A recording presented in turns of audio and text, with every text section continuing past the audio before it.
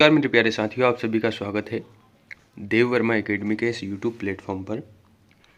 प्यारे साथियों, जैसे कि आप सभी को पता है एमपीपीएससी का जो सिलेबस है वो सिलेबस चेंज हो चुका है और इस सिलेबस के बदलने के बाद विद्यार्थियों के मन में कई सारे प्रश्न चल रहे हैं, कई सारे विचार चल रहे हैं। मैं कुछ बातें ही आज कर पाऊँगा और बहुत दिनों बाद हमारा ये वीडियो एमपीपीएससी को लेकर आया हुआ है। मैं बिज़ी था अपनी जॉब के दौरान, मुझे समय ही नहीं मिल पाया कि मैं वीडियो बना पाऊँ, लेकिन कोशिश रहेगी कि अब हमारे जो वीडियोस आने वाले हैं वो रेगुलर रहेंगे। देखिए, एक बात समझिए, आप सभी को पता है कि जो सिलेबस है सिलेबस चेंज हो चुका है। तो हमारे पास अब बात ये आती है कि हमारे सामने प्री है, मेंस है और सबसे बड़ी अगर हम बात करें कि यहाँ पर बात की कि हमारे पास जो प्रीलिम्स के लिए समय है वो समय भी कुछ ज़्यादा नहीं है, बहुत कम समय है। और नए सिलेबस के हिसाब से अगर आप देखें तो समय कम मालूम पड़ता है, लेकिन हाँ, अगर आप अच्छे से तैयारी करेंगे तो आपके पास समय भी पर्याप्त है।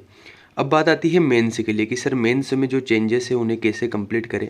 और बिना मुख्य परीक्षा के मैं मानता हूँ प्री निकालना किसी कारण नहीं है, किसी कोई औचित्य उसका है नहीं। तो बात ये होने वाली है कि प्रीलिम्स और मेंस की सबसे पहली बात तो ये कि क्या प्रीलिम्स और मेंस इतने कम समय में निकाला जा सकता है। अभी इस क्वेश्चन को मत देखिएगा, ये पुरानी पीडीएफ है, मैं इसी पर बना रहा हूँ। तो देखिए, निश्चित तौर पर आप अभी सिलेक्शन ले सकते हैं, लेकिन आपको कुछ चीज़ों का ध्यान रखना होगा। जैसे कि जो नोट्स आप बनाएंगे उन नोट्स को विशेष रूप से तैयार करना पड़ेगा, क्योंकि सिलेबस ज़्यादा है और समय हमारे पास है कम। अब इस कम समय में जो बाजी मार ले जाएगा, जो स्मार्ट स्टडी के साथ पढ़ना यहाँ पर सीख जाएगा, वो यहाँ पर सिलेक्शन ले लेगा, ये सिलेक्शन ले लेगी। तो अब स्मार्ट स्टडी कैसे करना है उस बारे में हम चर्चा करेंगे। दूसरी बात ये कि इस अधिक से अधिक सिलेबस को कैसे हम गागर में सागर भर सकते हैं, इस तरीके का काम करेंगे। कैसे हम मेंस आंसर राइटिंग इतने बेहतरीन तरीके से सीख ले कि जो नया पैटर्न है वो नया पैटर्न हमें मालूम हो जाए।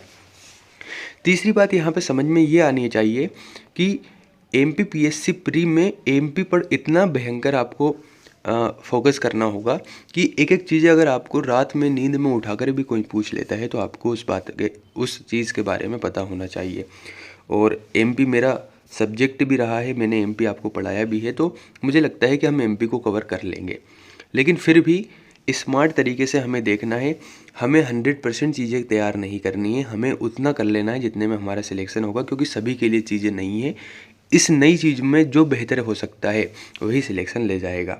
तो अब बात क्या है, बात यह है कि चूँकि बहुत दिनों बाद मेरा वीडियो आया है, तो अगर आप इस वीडियो को लेकर इंटरेस्टेड हैं कि सर कैसे तैयारी करनी है, तैयारी का प्रारूप क्या होना चाहिए, प्रारूप के बाद इसकी जो मेंस आंसर राइटिंग है मेंस कैसे करें, अगर आप इन चीज़ों के बारे में जानकारी चाहते हैं और इस कम समय में कैसे हम इस समय को यूटिलाइज़ करें, कैसे हम प्रोडक्टिव स्टडी कर सकें, इन सभी के बारे में जानना चाहते हैं तो मुझे कमेंट करके बताएं, उसके बाद ही मैं वीडियो बना पाऊँगा।